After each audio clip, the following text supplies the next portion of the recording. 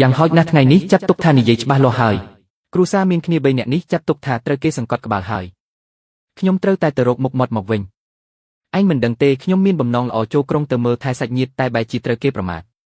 ខ្សែកខ្សែកស្អីខ្ញុំមិនដឹងតតែសោះលីវ៉ាន់ឈីងឥឡូវមានលុយហើយមើលមកពួកយើងដូចសត្វល្អិតអញ្ចឹងអីយ៉ាអញកុំពិបាកចិត្តអីបងស្រីរស់នៅទីក្រុងយ៉ាងម៉េចដែរឬថាវ៉ាន់ឈីងឥឡូវកាច់ណាស់សំបីតែសាច់ញាតិក៏ហ៊ានវីដែរនរណាថាឆៅចិនយំប្រាប់ខ្លួនឯងនាងថាមានបំណងល្អទៅជួយតែបែរជាវ៉ាន់ឈីងចាត់ទុកដូចចោល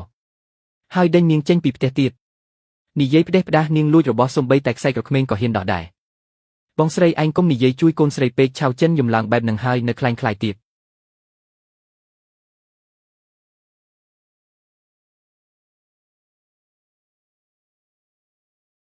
មានគេតែមកទៀតហើយសាច់ញាតិនៅស្រុកកំណើតមួយរសៀលនេះសួរខ្ញុំរហូតថាតើត្រូវឯងធ្វើបាបឬអត់លីវឆៅចិននេះពិតជាចង់បំផ្លាញកេរ្តិ៍ឈ្មោះឯងនៅស្រុកកំណើតមែននាងពិតជាមិនឃើញឈូសមិនស្រក់ទឹកភ្នែកមែនវ៉ាន់ឈីងស្រុកកំណើតមិនដូចខាងក្រៅទេអ្នកនៅទីនោះចូលចិត្តនិយាយដើមគេណាស់បើបណ្ដោយឲ្យនាងនិយាយទៀតថ្ងៃក្រោយអ្នកដទៃមើលមកឯងយ៉ាងម៉េច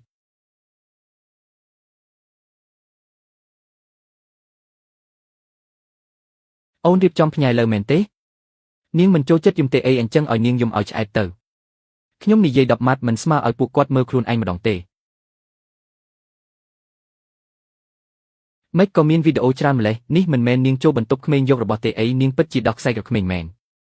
នេះគួរឲ្យខ្មាស់គេពេកហើយនៅមានការទិញទំនិញនិងប្រអប់កាដូទៀតម្សិលមិញនាងនៅតែមកខ្ញុំថាខ្លួនឯងត្រូវគេទម្លាក់កំហុស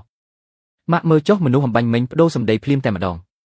លើកនេះនាងនៅស្រុកកំណើតក៏សម្ដែងលែងចេញដែរមិនមែនអញ្ចឹងទេគឺពួកវាចង់កាត់ទេពួកឯងកុំជឿវាអញដល់ថ្នាក់នេះហើយនៅរឹងទៀតឆៅចិនលើកនេះឯងពិតជាអស់មុខមែនហើយនរណាទាត់ខ្ញុំចេញនរណាទាត់ខ្ញុំចេញគឺពួកទាត់ឯងនៅគិតថាខ្មាស់គេមិនទាន់គ្រប់មែនទេឥឡូវពួកឯងបន្ទោសខ្ញុំជាម៉ាក់ឯងណាបើម៉ាក់មិនមែនជាម៉ាក់ខ្ញុំទេខ្ញុំខ្ជិលខ្វល់ពីម៉ាក់យូរហើយគេទម្លាក់ភស្តាងចូលក្នុងគ្រប់អស់ហើយម៉ាក់ឯងនៅលោឡាអីទៀតម៉ាក់ឯងគិតថាគ្រួសារយើងមិនទាន់ខ្មាស់គេគ្រប់គ្រាន់ទេមែនទេ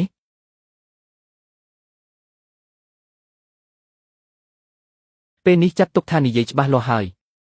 នាងមិនមែនចង់ត្រឡប់ទៅស្រុកកំណើតដើម្បីរកមុខមាត់ទេអីឥឡូវល្អហើយខ្មាស់គេនៅទីក្រុងម្ដងខ្មាស់គេនៅស្រុកកំណើតម្ដងទៀតនាងពូកែយកទឹកភ្នែកនិងមនោសញ្ចេតនាគ្រួសារមកបោកប្រាស់គេបំផុតលើកនេះចាត់ទុកថាហែកមុខខ្លួនឯងខ្ទេចអស់ហើយថ្ងៃក្រោយបើនាងចង់យកវាធ្វើជាលេសទៀតត្រូវមើលសិនថាមានអ្នកជឿអត់លើកនេះលីវឆៅចិនមិនអាចងើបមុខរួចទៀតទេអ្វីដែលនាងពូកែបំផុតគឺធ្វើខ្លួនជាជនរងគ្រោះនាងពឹងផ្អែកលើមនោសញ្ចេតនានិងការអាណិតអាសូរពីសាច់ញាតិតែពេលនេះការពិតត្រូវបានលាតត្រដាងអស់ហើយវាមិនមែនជារឿងដែលនាងយំ2ឬ3ដងអាចបិទបាំងបានទៀតទេក្រណាត់បិទបាំងភាពអាម៉ាស់ដែលនាងប្រើទឹកភ្នែកបង្កើតឡើងត្រូវបានហែកចេញយ៉ាងស្អាតវ៉ាន់ឈីងលើកនេះម៉ាក់វង្វេងហើយកន្លងផុតទៅហើយមិនមែនកន្លងផុតទៅហើយក៏ហួសទៅនោះទេគឺម៉ាក់មិនជឿឯងតាំងពីដំបូងពេលឯងប្រាប់ម៉ាក់ថាលីវឆៅចិនលួចអីវ៉ាន់ក្នុងចិត្តម៉ាក់នៅតែគិតថាឯងមើលច្រមឬអត់យកច្រមឬអត់ម៉ាក់តែងតែគិតថាជាសាច់ញាតិនឹងគ្នាទោះកាត់សាច់ក៏នៅជាប់សរសៃទោះយ៉ាងណាក៏មិនដល់ថ្នាក់ធ្វើរឿងបែបហ្នឹងដែរចុះលទ្ធផលវិញនាងស្ទើរតែរើអីវ៉ាន់ក្នុងផ្ទះយើងអស់ទៅហើយម៉ាក់ញ៉ាំប៉ោមមួយដុំទៅពេលនោះម៉ាក់ថែមទាំងជួយនិយាយការពារនាងទៀតឥឡូវគិតទៅម៉ាក់ពិតជាចាស់វង្វេងមែន